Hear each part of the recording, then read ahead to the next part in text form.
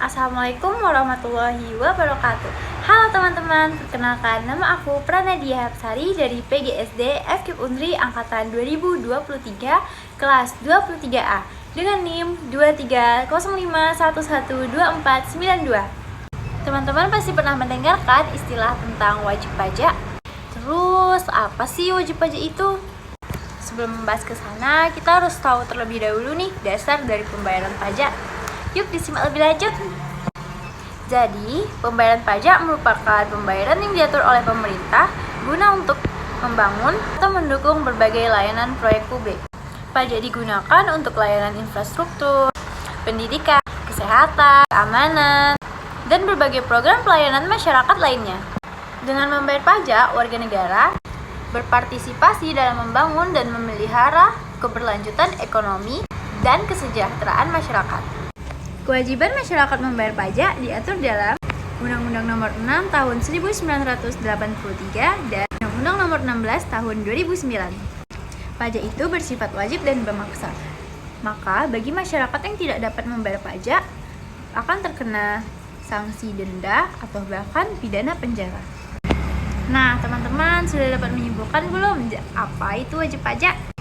Aku perjelas ya. Jadi, wajib pajak itu adalah orang yang membayar pajak atau badan usaha yang diwajibkan oleh pemerintah untuk membayar pajak sesuai dengan hukum yang berlaku. Terus, siapa aja sih yang wajib membayar pajak? Dicatat ya teman-teman. Yang pertama, orang pribadi yang memiliki penghasilan dari usaha, pekerjaan bebas, ataupun pekerjaan lainnya.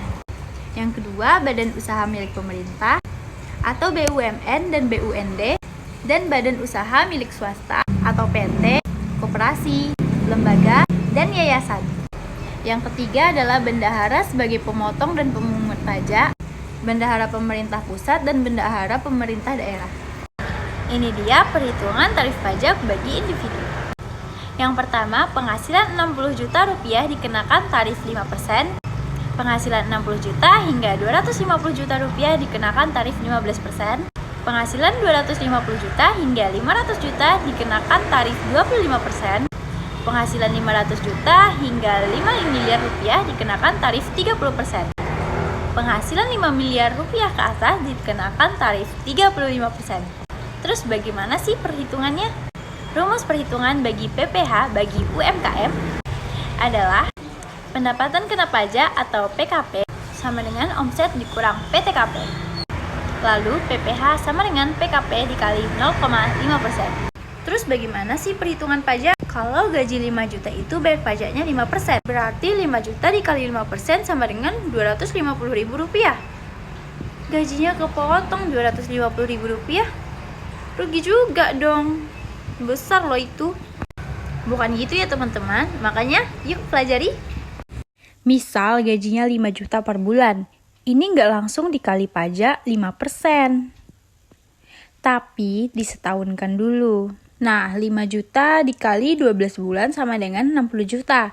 Terus dikurangi dengan PTKP atau penghasilan tidak kena pajak. Kalau belum nikah dan tidak punya tanggungan PTKP-nya 54 juta. 60 juta dikurang 54 juta itu sama dengan 6 juta. Nah, 6 jutanya itu yang kena pajak. Terus 5% dikali 6 juta sama dengan 300 ribu per tahun. Berarti 25 ribu per bulan. Gimana? Kalian sudah paham belum tentang perhitungan pajak? Perlu diinformasikan juga ada beberapa yang tidak wajib membayar pajak. Nah, jadi jika kalian yang memiliki ciri-ciri ini tidak perlu nih membayar pajak. Yang pertama, tidak berpenghasilan. Tentu, kalau tidak berpenghasilan, terus bayarnya pakai apa? Yang kedua, karyawan yang menerima penghasilan di bawah PTKP. Yang ketiga, pengusaha UMKM dengan omset di bawah 500 juta per tahun. Yang keempat, pengusaha tapi statusnya rugi. Terus yang kelima, menerima penghasilan dengan non-objek pajak. Sebenarnya jenis-jenis pajak ini banyak kok guys. Tapi tadi kita lebih mendeskripsikan tentang pajak penghasilan. Kita lebih memfokuskan ke sana dulu ya. Nah, ini tambahan dari aku. Apa saja sih jenis-jenis pajak di Indonesia? Yang pertama, ada pajak langsung dan pajak tidak langsung. Pajak langsung adalah pajak yang dibebankan oleh diri sendiri dan tidak bisa ditanggung oleh orang lain. Sedangkan pajak tidak langsung adalah pajak yang dapat dibebankan ke orang lain. Yang kedua ada pajak subjektif dan ada pajak objektif. Contoh pajak subjektif adalah PPh dan contoh pajak objektif ada PPN. Yang ketiga ada pajak pusat dan pajak daerah. Pusing juga ya, banyak banget yang harus dipelajari dari pembayaran pajak. Masih banyak lagi. Jangan lupa kalian membaca dan mencari referensi dari segalanya tentang pajak. Sebagai warga negara, kita harus memenuhi tanggung jawab kita. Segitu dulu ya dari aku. Jumpa lagi kapan-kapan. Bye-bye. Assalamualaikum warahmatullahi wabarakatuh.